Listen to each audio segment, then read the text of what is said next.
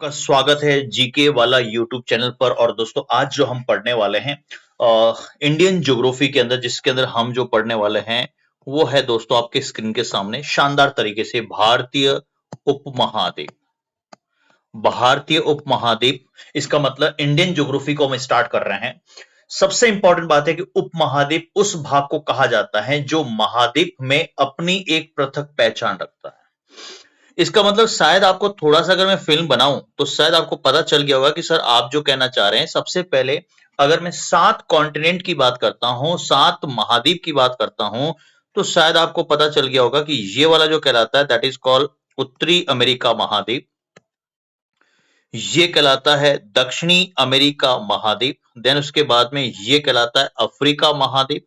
Then उसके बाद में ये कहलाता है भारत। और देन उसके बाद में ये कहलाता है जापान। उसके बाद में हम आगे पढ़ेंगे, ये कहलाता है ये एशिया। उसके बाद में ये यूरोप, ये काला सागर, कैस्पियन सागर, इंडोनेशिया, और इस तरीके से ऑस्ट्रेलिया, और ये अंटार्कटिका, और ये आर्कटिक। के सर बिल्कुल सही है।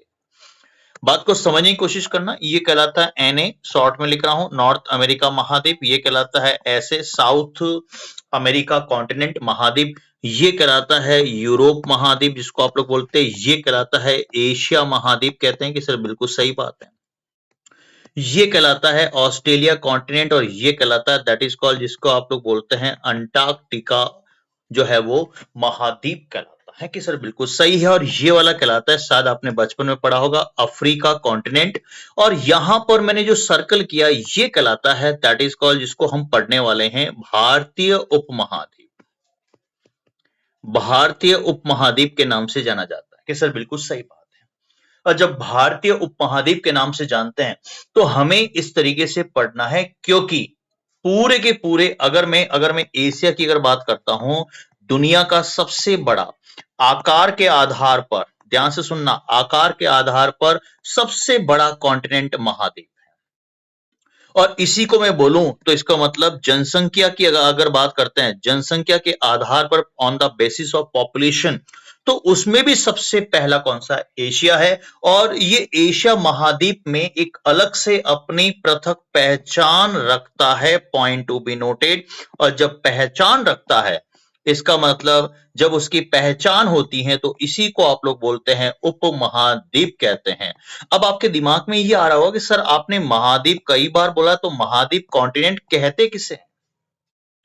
तो इसका मतलब मैं यहां पर इस तरीके से ये अफ्रीका महाद्वीप बनाऊं आपके स्क्रीन के सामने, तो इसका मतलब एक ऐसा बड़ा भूभाग, ध्यान से सुनना, ऐसा बड़ा लैंड एरिया, ऐसा बड़ा भूभाग जो चारों ओर से इसका मतलब किससे गिरा हो, पानी से गिरा हो। बचपन में आपने पढ़ा होगा, जल से गिरा हो, चारों ओर से पानी से गिरा हो। लेकिन उसकी अलग से एक इकोलॉजी, इसका मतलब यहां पर समझना, उसकी अलग से एक, यहां पर जो अलग से जो होती है वो जो है वो बायोडाइवर्सिटी, इसका मतलब जैव विविधता रखती है। अलग से उसकी क्या रखती हैं, जैव विविधता रखती हैं। इसका मतलब साफ साफ शब्दों में बोलूं, बायोडाइवर्सिटी आपने सुना होगा, जो चारों ओर से, ध्यान से सुनना बहुत इंपॉर्टेंट है, 100% एग्जाम के अंदर क्वेश्चन आपको मिलेगा। प्रैक्टिकली चीजों को देखना है, हमें किस तरीके से इंप्लीमेंट करना है, वो सारी चीजें अपने को देखते हुए आगे बढ़ना है। और दोस्तों मैं आपको ये बता दूं, कई बार एग्जाम के अंदर क्वेश्चन आपको सटीक से मिलेगा। 100% आपका एग्जाम में जो है वो क्वेश्चन आएगा ही आएगा। इसका मतलब चारों ओर से वो पानी से गिरा है, उसकी अलग से बायोडाइवर्सिटी, इसका मतलब जैव विविधता हो, उसे हम कहते हैं कॉन्टिनेंट, जिसको आपने पढ़ा है कि सर महाद्वीप कहलाती है। कि सर बिल्कुल सही बात है। अब थोड़ा सा अपन आगे बढ़ते हैं। इसका मतलब भौगोलिक और सांस्कृतिक तथा पर्यावरण की दृष्टि से भारत एशिया के अन्य देशों से एक अलग पहचान रखता है। पहली बात तो यहां पर लिखता है भौगोलिक दृष्टि से, दूसरी बात यहां पर आती है दोस्तों सांस्कृतिक दृष्टि से, और तीसरी बात जो आती है वो आती है पर्यावरण। इसका मतलब पर्यावरण की दृष्टि से एक पूरे के पूरे एशिया महाद्वीप में एक अलग से क्या रखती है, पहचान रखती है। इसीलिए इसको कहा जाता है, इसका मतलब इंडियन सब कॉन्टिनेंट के नाम से जानते हैं। भारतीय उपमहाद्वीप कौन से पार्ट की बात करते हैं, तो भारतीय उपमहाद्वीप कौन से, क्या ईस्ट में है, ग्लोब में देखें तो ये दोस्तों जो है वो भूमध्य रेखा 0 डिग्री इक्वेटर कहलाती, जो आपके स्क्रीन के सामने है। और ये जो है ये एशिया वाला पार्ट है, और एशिया के भारत की अगर देखा जाए तो दक्षिणी एशिया का भौगोलिक क्षेत्र है। बहुत इंपॉर्टेंट पॉइंट है, यहां पर नोट डाल के लिखना, यहां पर नोट डाल के लिखना क्या है कि इसका मतलब भारतीय उपमहाद्वीप की पोजीशन कहां पर है। भारतीय उप महाद्वीप की अगर पोजीशन देखें तो इसका मतलब ये जो है वो दक्षिणी एशिया में है। कहां पर है, point to be noted, Asia में भी दक्षिणी एशिया। तो दक्षिणी एशिया का भौगोलिक क्षेत्र है, बहुत इंपॉर्टेंट है। जो भी स्टैटिक जीके की तैयारी कर रहे हैं, जो भी जिसका स्टैटिक जीके कमजोर है, जिसके अंदर स्टैटिक जीके को हम देख रहे हैं, तो 100% कहीं ना कहीं आपके एग्जाम के अंदर एक क्वेश्चन मिलने वाला है। इसका मतलब यह कि अब यहां पर हम इंडियन सब कॉन्टिनेंट तो पढ़ रहे हैं, तो आपके दिमाग में ये जरूर सवाल आएगा कि भारतीय उपमहाद्वीप में, इंडियन सब कॉन्टिनेंट में, ध्यान से सुनना दोस्तों बहुत इंपॉर्टेंट है, भारतीय उपमहाद्वीप में कितने देश जो है वो आते हैं। तो सबसे पहले अगर मैं यहां पर अगर मैं रिप्रेजेंट करूं तो दोस्तों शायद आपको पता चल गया होगा कि यहां पर मैं क्या रिप्रेजेंट कर रहा हूं, क्या रिप्रेजेंट कर रहा हूं। इसका मतलब सीधे तौर पर अगर देखें तो ये इस तरीके से मैंने भारत का जो है वो मैप बनाया, आपके स्क्रीन के सामने है, और ये श्रीलंका है। ये सर बिल्कुल सही बात है। अब यहां पर सबसे इंपॉर्टेंट बात क्या है, यहां पर सबसे इंपॉर्टेंट बात है कि भारतीय उपमहाद्वीप में कौन कौन से जो है वो देश आते हैं। तो सबसे पहले तो भारतीय उपमहाद्वीप में भारत तो आएगा ही आएगा। दूसरा यहां पर अगर बात करते तो ये वाला जो है पाकिस्तान आएगा। इसके बाद में यहां पर अगर देखें लैंडलॉक में तो ये नेपाल है। ये कौन सा है कि सर ये भूटान है, बिल्कुल सही बात है, ये भूटान है।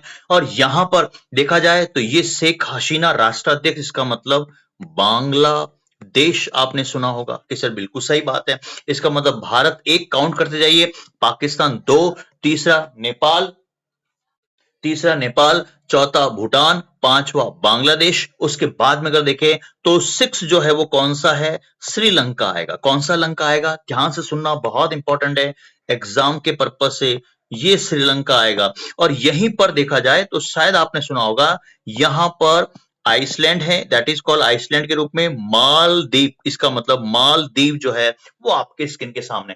तो ये जो टोटल जो है इसका मतलब कितने कंट्री हैं, तो भारतीय उपमहाद्वीप में टोटल देश कितने आते हैं, 7 आपको याद रखना है।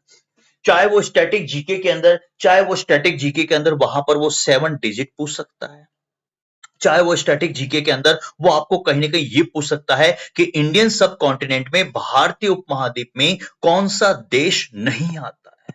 वो सीधे तौर पर पूछेगा भारतीय उपमहाद्वीप में। क्वेश्चन का पैटर्न देखना बहुत इंपॉर्टेंट है, चाहे स्टेट पीसीएस हो, चाहे आपके सेंटर पीसीएस हो, कोई सा भी एग्जाम हो, स्टैटिक जीके तो बहुत शानदार तरीके से आपका होना चाहिए। इसका मतलब ये है दोस्तों कि यहां पर मैं लिखूं क्वेश्चन सीधे तौर पर, भारतीय उपमहाद्वीप में, भारतीय उपमहाद्वीप में, भारतीय उपमहाद्वीप में कौन सा देश नहीं आता है। देखिए ये क्वेश्चन आया है, नहीं आता है। तो उसमें ऑप्शंस में आपको एक दे रखा था, दैट इज कॉल्ड, जिसको आप लोग बोलते हैं, ऑप्शंस में दे रखा था नेपाल, दूसरा दे रखा था बांग्लादेश। ध्यान से सुनना बहुत इंपॉर्टेंट है, प्रैक्टिकली चीजों को देखना है। बांग्लादेश, सी ऑप्शंस दे रखा था उसके अंदर श्रीलंका, और डी ऑप्शंस था दैट इज कॉल्ड अफगानिस्तान, जिसको मैं शॉर्ट में लिख रहा हूं अफगान। तो इसका मतलब शायद आपको यहां पर ऑप्शंस क्लिक कर रहा है। इसका मतलब ये कब आपकी स्टैटिक जीके अच्छी होगी, जब आपकी मैपिंग अच्छी होगी। ज्योग्राफी जो स्टैटिक जीके, हमेशा स्टैटिक जीके कब अच्छी होती, जिसकी स्ट्रक्चर अच्छा होता है, जिसका जो है मैपिंग अच्छी होती है, जिसका फ्लो चार्ट आपने सुना होगा। जो बच्चा एग्जाम की तैयारी कर रहा है और फ्लो चार्ट जिसका अच्छा है वो 100%, देखिए मैप आपके स्क्रीन के सामने, मैप आपके स्क्रीन के सामने, इस मैपिंग से आपकी फिल्म बन जाएगी। इसका मतलब यहां पर ऑप्शंस क्या होगा, सीधा आप आंख बंद करके भी अगर क्लिक करेंगे ना तो भी आपका सटीक से क्या आएगा, आंसर आएगा। दैट इज इंपॉर्टेंट है, समझने की कोशिश करना। अब दोस्तों सबसे इंपॉर्टेंट बात थोड़ा सा अगर हम जिक्र करें, थोड़ा सा और इसको हम बेसिक से एडवांस लेके जाएं, तो सबसे पहले अब भारतीय उपमहाद्वीप में हम अगर भारत की चर्चा करें तो प्राचीन काल में भारत के विशाल उपमहाद्वीप को भारतवर्ष के नाम से जाना जाता था। तो पहला यहां पर यह है कि उपमहाद्वीप को, जो हमने सब कॉन्टिनेंट बोला है, इस उपमहाद्वीप को किस नाम से जानते थे? दैट इज कॉल्ड भारतवर्ष के नाम से जानते थे। भारतवर्ष के नाम से जानते थे। भारतवर्ष के नाम से जानते थे। थोड़ा सा अगर अब इतिहास पढ़ें तो आपने इतिहास में यह तो पढ़ा होगा कि भारत नामकरण, ध्यान से सुनना, बहुत इंपॉर्टेंट है। भारत नामकरण, कोई भी बच्चा अगर बेबी का बॉर्न होता है तो उसका नामकरण होता है। तो यहां पर आपने पढ़ा होगा ऋग्वेद, इसका मतलब ऋग्वेद काल के प्रमुख राजा, ये भी स्टैटिक है। प्रमुख राजा, इसका मतलब किसके नाम पर? भरत के नाम पर, बहुत इंपॉर्टेंट है, भरत के नाम पर किया गया। थोड़ा सा इतिहास हमें पता होना चाहिए क्योंकि एग्जाम के अंदर क्वेश्चन सीधा सा कहीं में कहीं वो डायरेक्टली पूछ लेते हैं। सी को बोलते हैं स्टैटिक जीके। स्टैटिक है, डायनेमिक नहीं। स्टैटिक का मतलब फिक्स है। वायु पुराण के अनुसार राजा भरत दुष्यंत और शकुंतला के पुत्र थे, ये आपको इतिहास है। कुछ विद्वान का मत ये भी है कि ऋग्वेद के जो ज्येष्ठ पुत्र का नाम भरत था, इन्हीं के नाम पर देश का नाम भारत जो है वो, भरत से जो है वो भारत रखा। ठीक है, लेकिन कुछ यहां पर शायद आपने ये भी देखा होगा कि हम इंडिया बोलते हैं, हम हिंदुस्तान बोलते हैं। तो ये जो शब्द है ना इंडिया, वो बेसिकली यूनानियों के द्वारा, ध्यान से सुनना, यूनानियों के द्वारा दिया गया है। कहीं ना कहीं इसका इतिहास भी जो है वो कहीं ना कहीं रखता है। तो यूनानियों ने सिंधु नदी को, ध्यान सुना, यूनानी जो है दैट इज कॉल्ड, जिसको आप लोग ग्रीक्स बोलते हैं, इसका मतलब यूनानियों की अगर बात करते हैं तो सिंधु नदी आपने सुना होगा। और सिंधु नदी शायद आपको पता है दोस्तों, यहां पर अगर मैं बताऊं, सिंधु समझौता अभी हाल ही के अंदर बीच में पाकिस्तान को जबरदस्त जो है हमने उसको लताड़ा है कि हम सिंधु समझौता, इसका मतलब रद्द करेंगे। तो यहां पर शायद आपने कई बार देखा होगा सिंधु नदी का इस तरीके से ये डायरेक्शन होता है, वो हम पढ़ेंगे इसके अंदर, इस तरीके से फ्लो होता है। और जब यहां पर सिंधु नदी लिखता हूं मैं, यहां पर सिंधु नदी लिखा, तो इसका मतलब दोस्तों एक राकस झील होती है, एक मानसरोवर झील होती है। तो इसका मतलब यहां पर हमें समझना है, इंप्लीमेंट करना है। तो सिंधु नदी को हम क्या बोलते हैं? That is called Indus river बोलते हैं। तो इसका मतलब यूनानियों ने वहां से इसको दिया कि जब इंडस नदी है, ध्यान से सुनना, सिंधु नदी को ही तो हम इंडस नदी बोलते हैं, इंडस रिवर बोलते हैं। तो इंडस से ही क्या निकला? That is called India. इसका मतलब मेरा भारत महान है, मेरा भारत महान है। इंडिया, इसका मतलब यह है, हमें प्रैक्टिकली चीजों को देखना है। और भारतीय संविधान की अगर बात करते हैं, इंडिया दैट इज भारत जो है वो नाम प्रयुक्त हुआ है। इसका मतलब भारत का संविधान का अगर मैं अनुच्छेद की अगर बात करता हूं, आर्टिकल की अगर बात करता हूं, तो उस आर्टिकल के अंदर, ध्यान से सुनना, बहुत इंपॉर्टेंट है, आर्टिकल 1 क्या कहता है कि भारत जो है, ध्यान से सुनना, भारत जो है वो संघ और राज्यों से मिलकर बना होता है। भारत जो है, जो ये भारत है, जो ये भारत आपके सामने जो मैंने मैप बनाया ना, देखिए शानदार तरीके से, ये आपको कॉपी के अंदर मैप बनाना है। डायग्राम जितना शानदार होगा ना, उतनी ही दिमाग के अंदर दोस्तों फिल्म बनेगी। इसका मतलब बिल्कुल आप सटीक से पढ़ रहे हैं, बिल्कुल आप सटीक से पढ़ रहे हैं और शानदार तरीके से आपको स्कोरिंग करना है कि बिल्कुल सही बात है, बिल्कुल सही बात है। इसका मतलब ये है, यहां पर सबसे इंपॉर्टेंट बात क्या है कि ये भारत है, तो भारत जो है वो यूनियन संघ व राज्यों से मिलकर बना होगा, ये आर्टिकल 1 बोलता है, ये आपको भी पता है।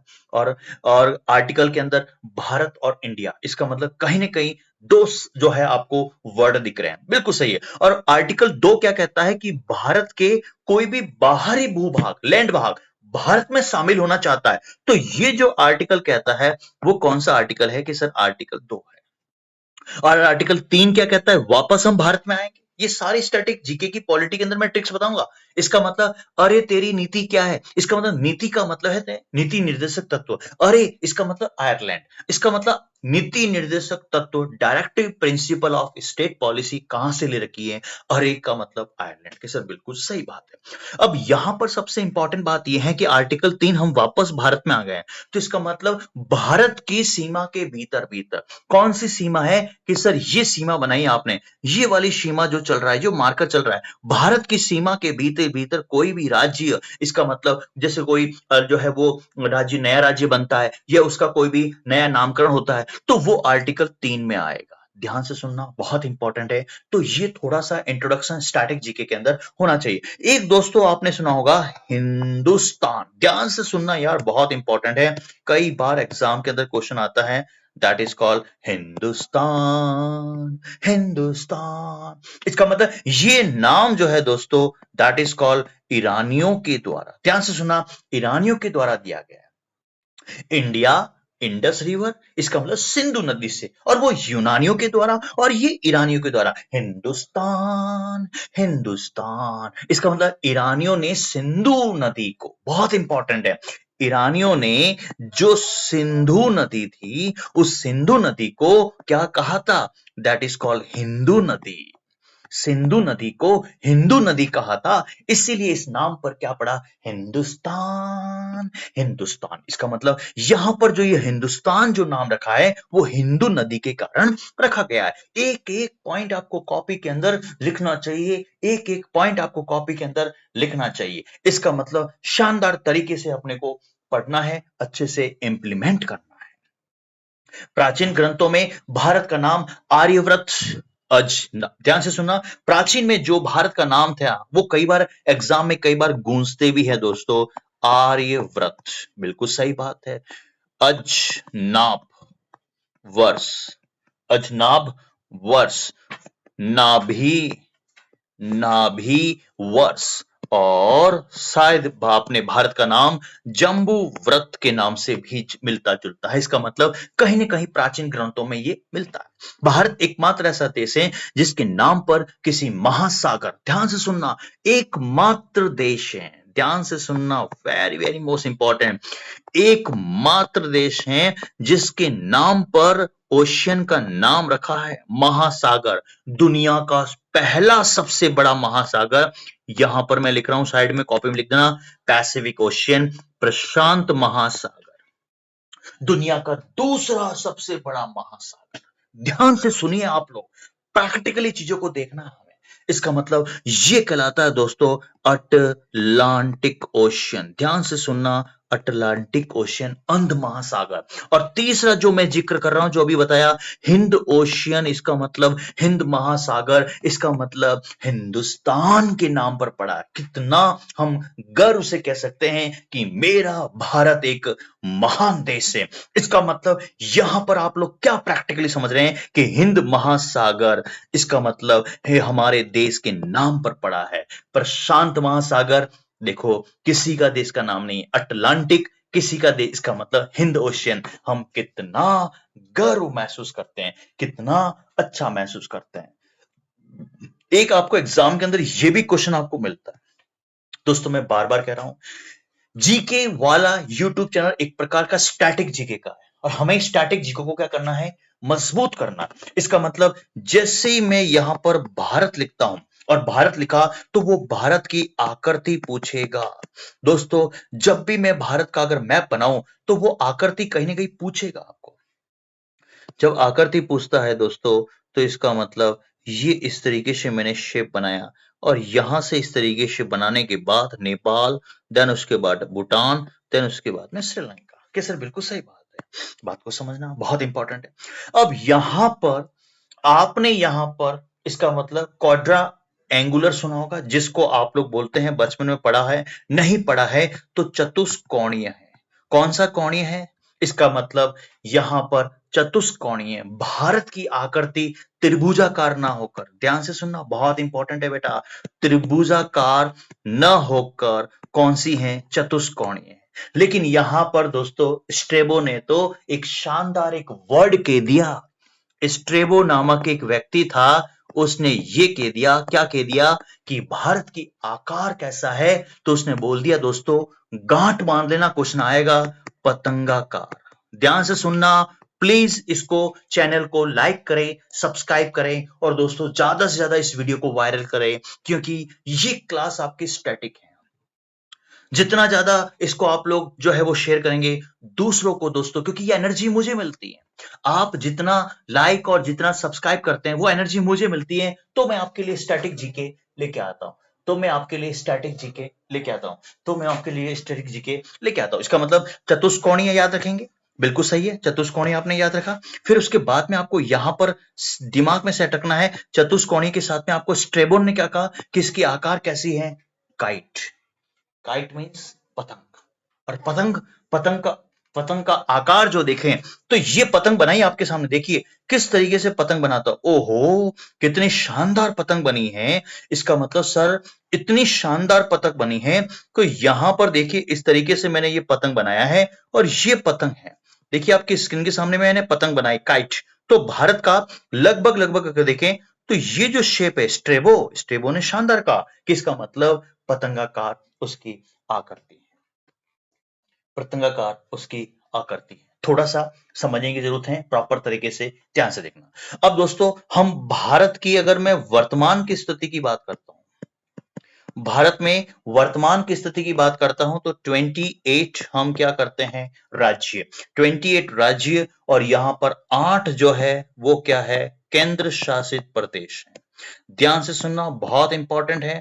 केंद्र शासित प्रदेश कितने हैं, 8 हैं, जिन्हें मुख्य रूप से 6 जोन में बांटा गया। ध्यान से सुना, भारत में वर्तमान के कुल 28 राज्य और 8 जो है 8 केंद्र शासित प्रदेश हैं, जिन्हें मुख्य रूप से 6 जोन के अंदर, ध्यान से सुनना, 6 क्षेत्रों में जो है वो बांटा गया।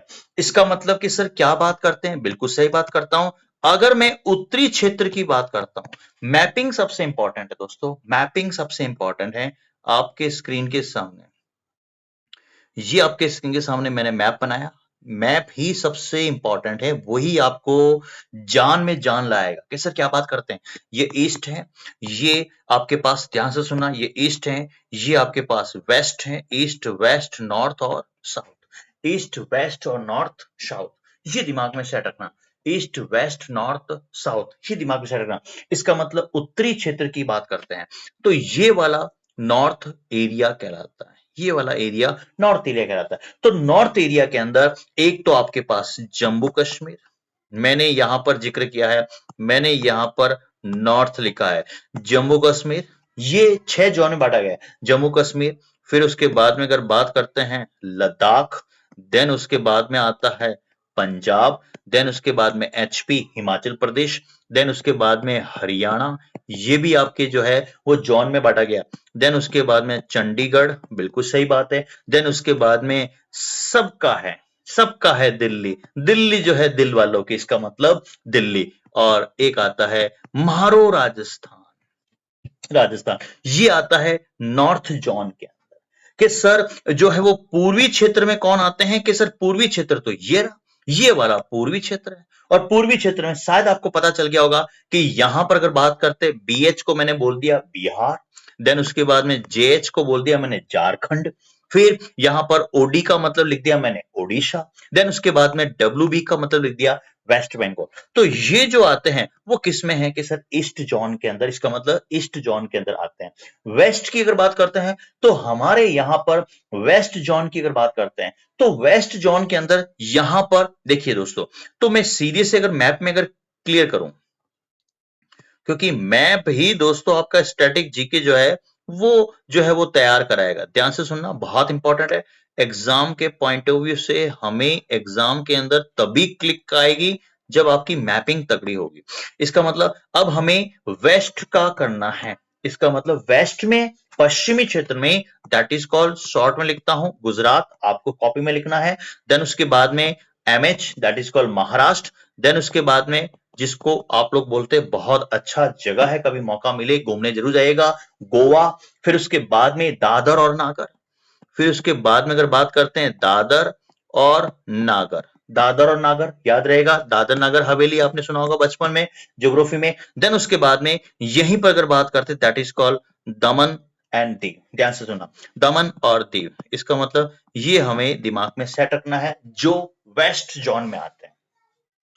अब जब वेस्ट जोन की बात कर दी तो यहां पर फिर वापस से मैपिंग जो है वो तैयार करते हैं कि सर मैपिंग ही सबसे इंपॉर्टेंट है। जब हमने ईस्ट की बात कर दी, जब हमने नॉर्थ की बात कर दी, हमने वेस्ट की बात कर दी, क्यों नहीं हम मिडाइवल की, इसका मतलब एम का मतलब है हम मध्यवर्ती क्षेत्र की बात करते हैं। मध्यवर्ती क्षेत्र में कौन कौन से एरिया आते हैं, दैट इज कॉल्ड मध्यवर्ती में एमपी, याद रखना।